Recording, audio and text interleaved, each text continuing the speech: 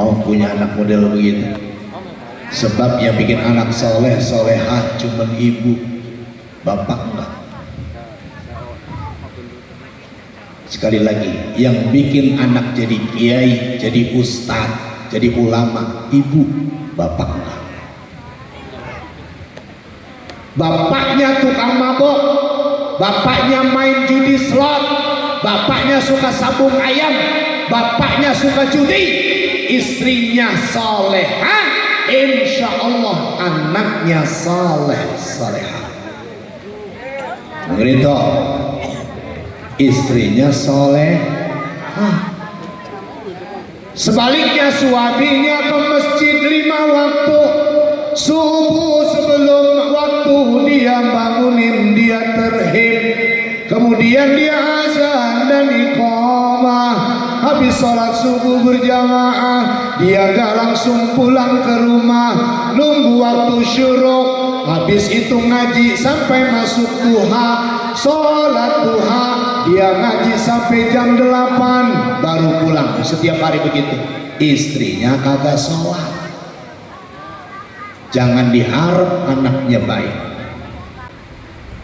Makanya ibu yang paling dominan. Contohnya ada Nabi Nuh, anaknya durhaka. Kenapa? Istrinya nggak beriman kepada Allah.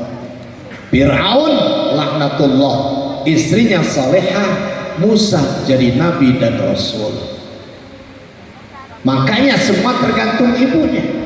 Al-Maghfurlah Kiai Haji Nur Ali bukan anak kiai, bukan anak petani, tapi jadi ulama. Haji Muslim belum tentu ada jaminan anaknya jadi ustaz, anaknya jadi ulama, belum tentu. Kenapa? Tergantung ibunya. Makanya alhamdulillah perempuan yang pada aktif, yang pada guyup, pada ngaji, bangga Pak. Semuanya tolong disupport, mau ngaji salam salim, kasih ongkos, sekali berangkat di luar ruang belanja pagi berangkat ngaji 200, insya Allah rajin ngaji. Pakaiannya semuanya dipenuhin, seragamannya dibeliin. Pakai perempuan paling rempong seragaman, istri saya termasuk tim hadroh. Ya Allah, seragamannya Pak udah kagak muat 2 lemari. Jilbab bukan 1 dipakai 3. Saya melihatnya aja pusing makanya. Aksesoris dari mulai bros sampai bunga matahari ditempel di sini. Penitinya kendor, ngampleh itu bunga nutupin mata sebelah. Tapi senang aja kita lihat istri yang aktif begitu. Kenapa? Dekatkan istri kita ke majelis taklim, ke majelis ilmu. Akrabkan dia dengan ustazah, dengan para kiai, para guru. Berharap apa? Supaya dzurriyyah anak-anak kita baik karena kita punya istri yang baik. Cantik bukan jaminan, cantik bukanlah ukuran, tapi akhlakul karimah. Itulah yang akan mencetak generasi yang muslim dan muslimah. Yang kedua, kita dapat ampunan. Yang ketiga, kita mendapatkan syafaat dari kanjeng Nabi Muhammad sallallahu alaihi wasallam. Gimana caranya dapat syafaat? Sering nyebut nama beliau, banyakin bersolat sallallahu wasallam ala nabi sayyidina Muhammadin wa alihi wa sahbihi ajma'in. Semuanya sallallahu ala nabi sayyidina semuanya wa alihi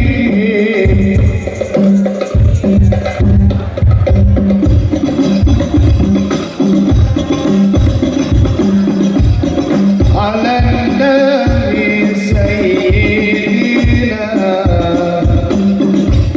wa alihi wa sahbihi ajma'in.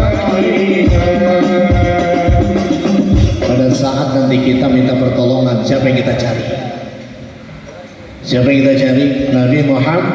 Kita datang ke Nabi Adam. Nabi Adam bilang, ya Allah, orang Gramapuri boro-boro nolongin sampean. Saya pernah bikin salah sama Allah, gara-gara dilarang wala taqrabu hadhihi syajarah fatakuna minal zalimin. Kata Allah, ya Dan, kau tinggal di Gramapuri, silahkan beserta istrimu, tapi satu pesan dan laranganku, kata Allah, bilangin istrimu jangan suka ngobrol di bawah pohon mangga. Ada di sini yang begitu? Banyak. Jadi begini, mohon izin Pak Babin Kaptipmas, saya hasil survei di Tambun Selatan sampai kepada Cikarang ini, sampai ke Gramapuri tahun 2023 ini belum lama, 2 tahun yang lalu. Ternyata ada komunitas yang kita tidak tahu, tidak berbadan hukum, tidak punya kantor yang bonafit, tidak mesti 2 lantai. Nama komunitasnya IWAPI, Ikatan Wanita Penggosip Indonesia, cabang Gramapuri Persada. Jadi kantornya begitu Pak Babinsa. Yang penting ada pohon mangga yang rindang, di bawahnya ada balai-balai yang rombeng, adem nyantai. Apa yang dibahas? Melihat orang punya mobil, cari tahu dari mana uangnya. Orang pakai emas, diomongin di mana dia dapat uangnya. Tuh, kita itu senang niat orang susah, susah niat orang senang. Hati kita sakit. Orang yang sering ke taklim, insya Allah hatinya sehat. Ibu ada tetangga beli mobil baru, mobil Pujero, masih dibungkus, setirnya dibungkus, spionnya diplastikin, roda bannya diplastikin.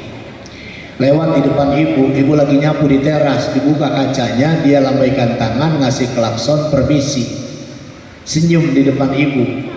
Pertanyaan saya buat ibu yang soleha di Gramapuri ini, ketika orang yang baru beli mobil lewat, dia permisi, dia angkat tangan, dia senyum, ibu senyum apa manyun? Manyun. Senyum, alhamdulillah. Sebab kalau senyum sama manyun beda tipis. Senyum bibir atas naik sedikit, bibir bawah turun sedikit, kelihatan giginya. Oh iya, mangga silakan. Kalau manyun, bibir bawah dicemplakin bibir atas. Sombong. Apa maksudnya pakai buka kaca? Suaminya dipanggil, ayah. Ya, ayah. Kenapa sih bu? Sini cepet. Tuh lihat barusan tetangga pakai mobil baru lewat, sombong banget, pakai buka kaca, pakai ngasih klakson, pakai ngelambaiin tangan. Apa maksudnya begitu? Bikin panas hati aja.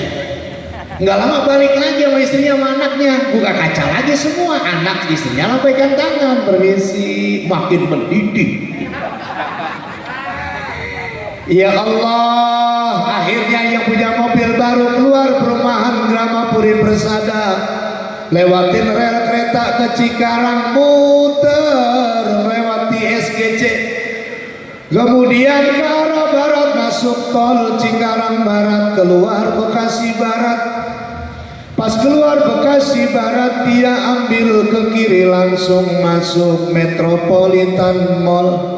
Yang dengki, yang iri, yang ngikutin dari belakang pakai mobil, masuk tol Cikarang Barat, keluar pun Bekasi Barat. Yang mobil baru parkir ke parkiran Metropolitan Mall. Yang punya mobil lama, yang iri dengki ngelewatin mall, gak bisa mampir lurus dikit, ada rumah sakit Mitra Keluarga Setruk. Ya Allah, tuh hati begitu. Makanya kalau ngaji kan janji kita begitu, inna salati wa nusuki wa mahyaya wa mamati lillahi rabbil alamin. Berangkat dari rumah maulid karena Allah, ngaji taklim karena Allah. Jangan berangkat dari rumah gara-gara kesel anak minta jajan mulu. Mendingan gua ngaji sih, kalau gua di rumah anak gua jajan mulu. Ada yang begitu.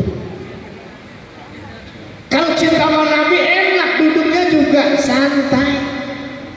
Nih pantat, paket kita kan ngaji 3, ada di pantat, ada di paha, ada di betis. Pantat, pinggang rasanya mau copot. Paha kenceng keram, betis kesemutan. Nih paket 3. Itu pasti kalau kita ngaji. Tetapi panasnya pantat menjadi saksi kelak yaumil kiamah. Nanti pantatnya jadi saksi ngomong itu pantat. Cuman yang saya heran, kenapa pantat kita rata-rata hitam? Padahal pantat itu jarang diperlihatkannya. Ya mohon maaf lahir batin. Benar Pak? Kenapa? Apa kalau seringan dibungkus kan? Nanti itu pantat ngomong. Al-yawma nakhtimu ala afwahihim wa tukallimuna aydihim wa tashhadu arjuluhum bima kanu yaksibun.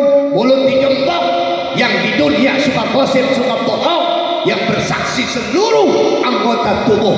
Ya Allah, begitu ditimbang ternyata banyakkan dosanya. Begitu mau digiring, egan pantat nyusul.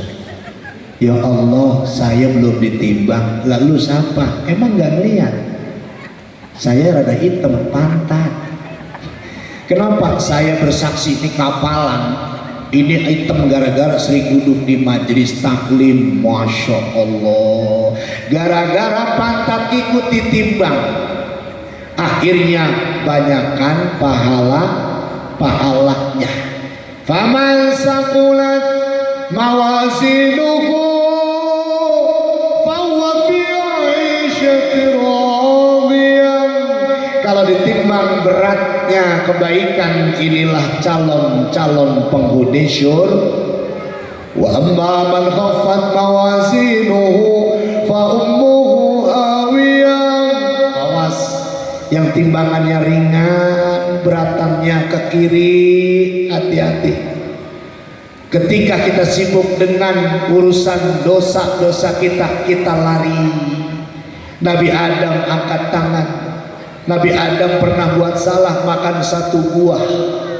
Allah usir dari surga.